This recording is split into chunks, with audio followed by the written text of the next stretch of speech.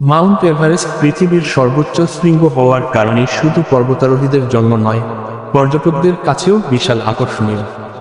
এভারেস্টের প্রাকৃতিক সৌন্দর্য এবং তার পারিপার্শ্বিক অঞ্চল পর্যটকদের অবাক করে দেয়। প্রকৃতির অপার বৈচিত্র্য, তুষারাবৃত পর্বতশ্রেণী, হিমবাহ এবং উচ্চতায় উদ্ভিদ ও প্রাণীজগতের চমৎকার দৃশ্যাবলী মাউন্ট এভারেস্টকে করে তুলেছে এক অপূর্ব ভ্রমণস্থল। মাউন্ট এভারেস্টের প্রাকৃতিক সৌন্দর্য। মাউন্ট এভারেস্টের প্রাকৃতিক সৌন্দর্য তার ভৌগোলিক বৈশিষ্ট্য এবং প্রাকৃতিক উপাদানের বৈচিত্র্যের মধ্যে নিহিত। এভারেস্ট অঞ্চলের জলবায়ু, ভূগোল এবং জীববৈচিত্র্য একে পর্যটকদের জন্য একটি স্বর্গীয় স্থান হিসেবে পরিচিত করে তুলেছে। তুষারাবৃত শৃঙ্গ। এভারেস্টের শীর্ষ অঞ্চলটি বছরের প্রায় পুরোটা সময় তুষারাবৃত থাকে। সূর্যের আলোর সাথে তুষারের সাদা স্তর ঝকঝকে আভা প্রদান করে। দিনের বিভিন্ন সময়ে সূর্যের আলো ও ছায়া ফেলা এই পর্বতকে এক মহিমান্বিত রূপ দেয়। সকালে সূর্যোদয়ের সময় বা সন্ধ্যায় সূর্যাস্তের সময় মাউন্ট এভারেস্টের শৃঙ্গে গোলাপি সোনালী আলো ছড়িয়ে পড়ে, যা পর্যটকদের মন্ত্রমুগ্ধ করে তোলে। হিমবাহ ও হিমশীতল ল্যান্ডস্কেপ। মাউন্ট এভারেস্টের নিকটবর্তী অঞ্চলগুলোতে বহু হিমবাহ রয়েছে, যা হাজার হাজার বছর ধরে গঠিত হয়েছে। খুম্বু হিমবাহ, খাম্বু গ্লেসিয়ার অন্যতম বিখ্যাত, যা এভারেস্ট বেস ক্যাম্পের কাছাকাছি অবস্থিত। এই হিমবাহগুলো পর্বতের পাদদেশে প্রাকৃতিক সৌন্দর্যের বৈচিত্র্য যোগ করে এবং এর চারপাশের প্রাকৃতিক দৃশ্য অত্যন্ত দৃষ্টিনন্দন। পর্বতমালার অবিচ্ছিন্ন সারি। এভারেস্ট শুধুমাত্র একটি একক পর্বত নয়, এটি হিমালয়ের পর্বতমালার অংশ, যার সঙ্গে রয়েছে অসংখ্য শৃঙ্গ।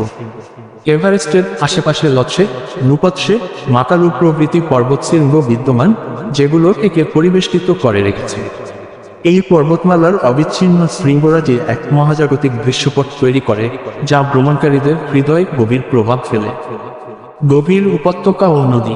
মাউন্ট এভারেস্ট অঞ্চলে বেশ কয়েকটি গভীর উপত্যকা ও নদী রয়েছে, যা অঞ্চলটির প্রাকৃতিক বৈচিত্র্যকে সমৃদ্ধ করেছে। দুধকোশি নদী, দুধকোজি রিভার, এই অঞ্চলের অন্যতম বিখ্যাত নদী, যা এভারেস্টের পাদদেশের বরফ গলে তৈরি হয়। এর জল প্রবাহিত হয় চমৎকার বেগে এবং তা ভ্রমণকারীদের জন্য এক অনন্য অভিজ্ঞতা প্রদান করে। জীববৈচিত্র্য। মাউন্ট এভারেস্ট অঞ্চলটি উচ্চতায় অবস্থিত হওয়া সত্ত্বেও এখানে বিভিন্ন প্রজাতির উদ্ভিদ ও প্রাণী দেখা যায়।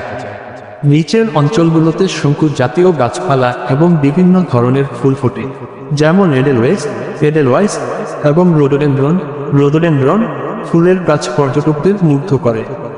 এছাড়া এভারেস্ট অঞ্চলে তুষার চিতা, স্নো লিওপার্ড, তিব্বতী নেকড়ে এবং হিমালয়ের মোনাল প্রজাতির পাখি দেখা যায়, যা এই অঞ্চলের জীববৈচিত্র্যকে আরও সমৃদ্ধ করে। এভারেস্ট ভ্রমণের রূপস্থান। মাউন্ট এভারেস্টে ভ্রমণ করতে ইচ্ছুক পর্যটকদের জন্য বেশ কয়েকটি রুট এবং দর্শনীয় স্থান রয়েছে। Everest base camp. Everest base camp trek অন্যতম জনপ্রিয় রুট, যা পৃথিবীর বিভিন্ন প্রান্ত থেকে ভ্রমণকারীদের আকর্ষণ করে। Everest base camp. Everest base camp trek. Everest base camp trek সবচেয়ে বিখ্যাত এবং আকর্ষণীয় ট্রেকিং রুট। এটি সাধারণত লুকলা থেকে শুরু হয়, যেখানে পর্যটকরা বিমানযোগে পৌঁছান। লুকলা থেকে শুরু করে পর্যটকরা নামচে বাজার এবং টিংবুশ হয়ে এভারেস্ট বেস ক্যাম্পে পৌঁছান।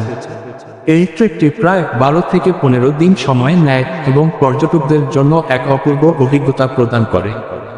এভারেস্ট বেস ক্যাম্প ট্রেকের পথে পর্যটকরা হিমালয়ের বিভিন্ন শৃঙ্গ দেখতে পান।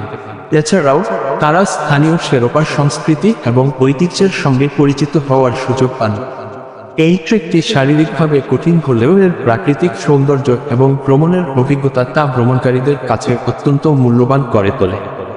কালা পাথর।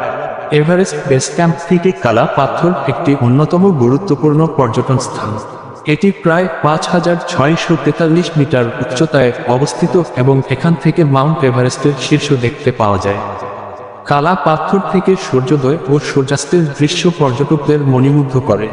মাউন্ট এভারেস্টের সন্নিকটে এই স্থানে দাঁড়িয়ে থাকা ভ্রমণকারীদের জন্য অত্যন্ত রোমাঞ্চকর এবং স্বর্গীয় এক অভিজ্ঞতা হয়ে দাঁড়ায়। নামচে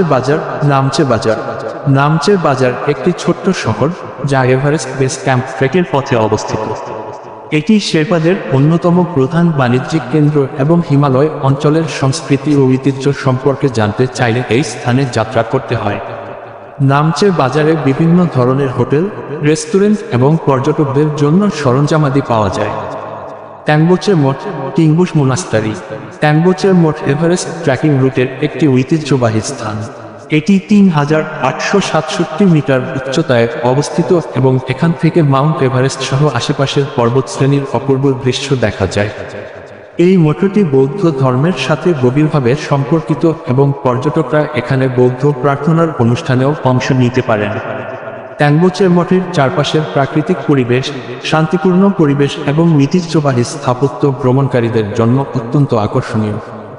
ভ্রমণের মৌসুম ও আবহাওয়া।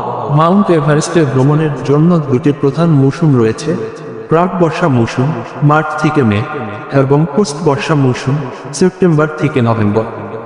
এ সময় আবহাওয়া পরিষ্কার থাকে এবং শীতের চেয়ে তুলনামূলক উষ্ণ। এভারেস্ট অঞ্চলের জলবায়ু বৈচিত্র্যময় এবং উচ্চতায় ভিন্নতর, তাই ভ্রমণের সময় সঠিক প্রস্তুতি নেওয়া অত্যন্ত গুরুত্বপূর্ণ। এভারেস্ট ভ্রমণের চ্যালেঞ্জ ও প্রস্তুতি। এভারেস্ট অঞ্চলের ভ্রমণ একটি রোমাঞ্চকর অভিজ্ঞতা হলেও এটি অত্যন্ত কঠিন এবং শারীরিকভাবে চ্যালেঞ্জিং। উচ্চতাজনিত অসুস্থতা, হিমবাহ এবং অনির্দিষ্ট আবহাওয়ার কারণে পর্যটকদের বিশেষ প্রস্তুতি নিতে হয়। উচ্চতাজনিত অসুস্থতা। এভারেস্ট অঞ্চলের উচ্চতা অনেক বেশি হওয়ার কারণে এখানে পর্যাপ্ত অক্সিজেনের অভাব দেখা দেয়।